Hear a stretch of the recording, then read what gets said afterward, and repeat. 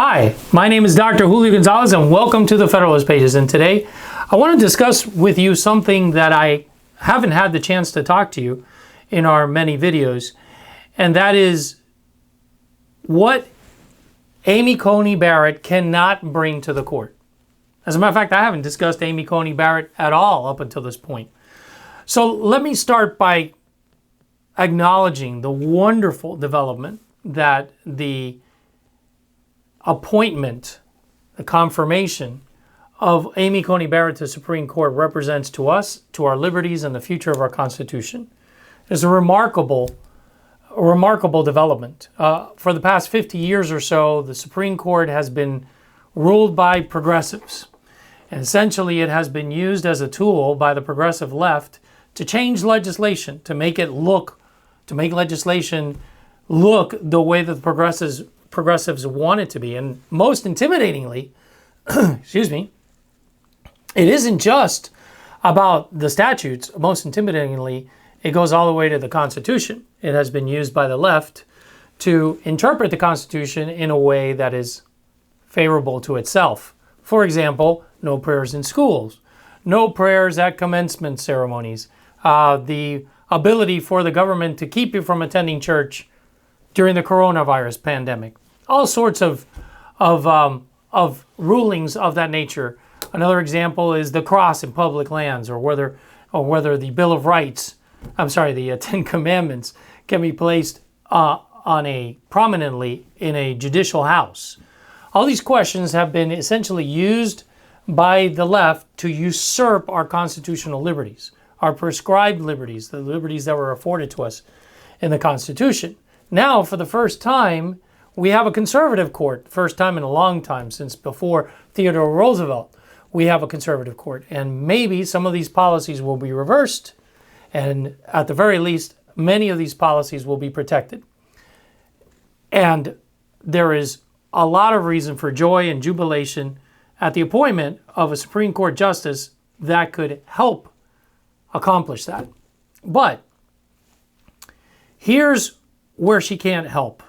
She cannot bring the necessary check to a Supreme Court ruling. What do I mean by that? It's really very simple. If you think about it, if we supposedly have three branches of government that are co-equal, and each of which, part of their co-equality, has the ability to somehow check the actions of the other. Except for one, really. The one that doesn't have the ability to be checked is the Supreme Court of the United States. As a matter of fact, when the Supreme Court of the United States issues an opinion about the interpretation of, say, the Second Amendment to the Constitution, it is as if that Supreme Court justice got a little pen and put it upon the Constitution and wrote a little note on that Constitution forever to be subscribed to that section. Now, yes, you can say, well, the Supreme Court can reverse itself. Someday we can come back and we can have the Supreme Court look at that case and it can reverse itself. Yeah, but that's not a check. That's the Supreme Court reversing itself. That's like saying that the fact that Congress can undo a law is a check on Congress. No, it's not. It's just Congress changing its mind. There is no way by which any other chamber, any other department, as our founders used to say in the Federalist Papers, as our founders used to say in the Federalist Papers, there's no way by which any other department can undo a ruling of the Supreme Court of the United States. Think about that. So you should ask yourself this question. To whom does the Constitution belong? Does it belong to we the people? Or does it belong to the Supreme Court of the United States? If it belongs to the Supreme Court of the United States, then we have no say in how it's interpreted. But if the Constitution belongs to we the people, which last I checked, I thought that was the premise upon which our country was built, then isn't it necessary that for there to be some form of ability for we the people to determine how the Constitution is interpreted? But there's amendments, you say. Well, yeah, there's amendments, but the vast majority of the decisions that are made by the Supreme Court in the manner in which they interpret the Constitution will never rise to the level of an amendment. For example, a perfect example is the penumbra of privacy. That was taken from a footnote. It wasn't even taken from a majority opinion. It was taken from a footnote in an opinion about how the Bill of Rights can be interpreted in such a way as to create a penumbra, an umbrella, a shadow cast by an umbrella of privacy. So therefore, we have a right to privacy. Sounds innocuous enough, but that penumbra, not the actual Constitution, but the penumbra of privacy in a case created by the Supreme Court, that penumbra was what was used to create Roe v. Wade. Did you think about that? So Roe v. Wade isn't really based on the direct interpretation of the Constitution. It's based on the interpretation of a prior justice of the Constitution of the United States. And thus, we lose our Bill of Rights, control of our Bill of Rights through usurpation. Now, you might ask yourself, how in the world did the Supreme Court get to have that unchecked power to determine what is constitutional and what is not? Because notice, go ahead and read the Constitution. I do. Go ahead and read the Constitution, and you will find that nowhere in the Constitution does it say that the Supreme Court is the ultimate determinant of the interpretation of this sacred document. It doesn't. That, indeed, was the creation of a power grab by the Supreme Court itself. Yes, it was done by John Marshall. John Marshall, who's the most prolific writer in a case called Marbury versus Madison, actually said the Supreme Court of the United States is the one that's going to determine what is constitutional and what is not. And thus began the tradition. Now, back then, didn't mean much because the states were, or the federal government was a subsidiary, a creature of the states.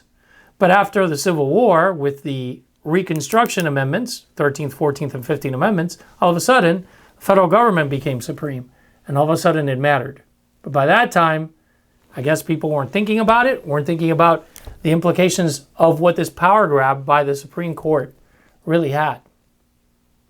So we're now left with a situation where the Supreme Court of the United States is the one that determines what is constitutional and what is not, and nobody else has any say in it. Pretty wild, right? Pretty wrong. If you're really three co-equal branches of government, number one. And number two, if we the people really own the Constitution collectively and not just the Supreme Court. So what do you do about it? Well, there's something called the notwithstanding clause. As a matter of fact, a lot of states, nation states, have it. Canada came up with it in 1982. And it is a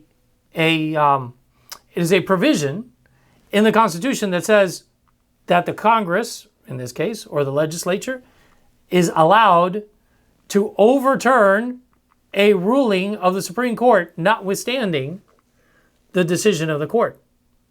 In England, for example, it's even more strict. In England, the Constitution, the Supreme Court has no power to overturn any law. It can only provide a recommendation to Parliament, and it's Parliament who then decides, through debate, whether and how to correct the problem that the Supreme Court identified.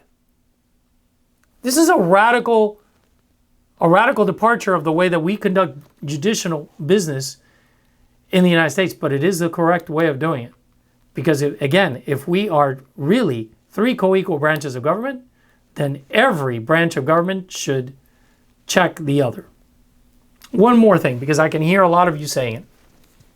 Yes, but the check on the Supreme Court is that the Supreme Court has no power in and of itself. It only has the power of opinion. It doesn't have the power of the purse, and it doesn't have the power of the police.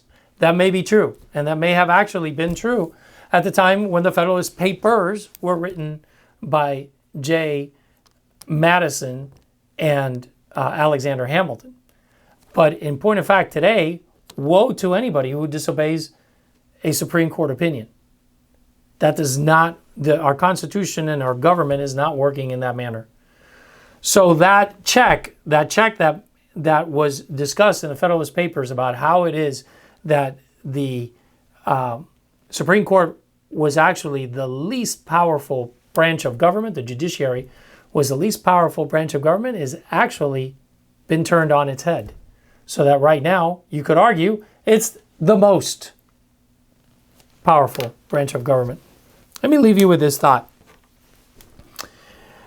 Jefferson, Thomas Jefferson that is, was asked to review an article, a book, by William Charles Jarvis, who was writing a book on the Constitution, the courts, and judicial powers. And in one section of the book, specifically pages 84 and 148, Jarvis wrote that the judges were the ones that determined the constitutionality of the nation's laws. Listen to Jefferson's response. Quote, "You seem in pages 148 and 84 to consider the judges as the ultimate arbiters of all constitutional questions. A very dangerous doctrine indeed." Yet the one that we live in today, right? "And one which would place us under the despotism of an oligarchy. Our judges are as honest as other men and not more so. They have with others the same passions for party, for power, and the privilege of their core. Their maximum is boni judicis est ampliari jurisdictionem," which means, it's Latin, but essentially it means ours is to amplify the power of our own group. "And their power the more dangerous as they are in office for life and not responsible as the other functionaries are to elective control." Bottom line is, Jefferson didn't think this was a good idea either. And that's why it wasn't included in the Constitution.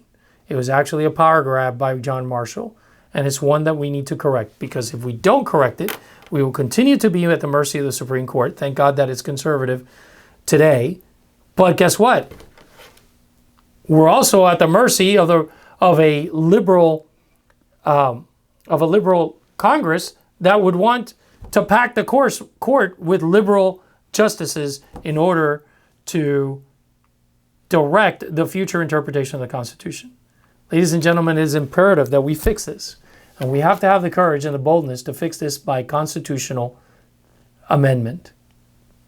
So, if you want to start a good battle for the betterment of our nation, I would tell you to start with this, some sort of variation of Canada's notwithstanding clause, so that we can actually check the Supreme Court's power to determine questions of constitutionality.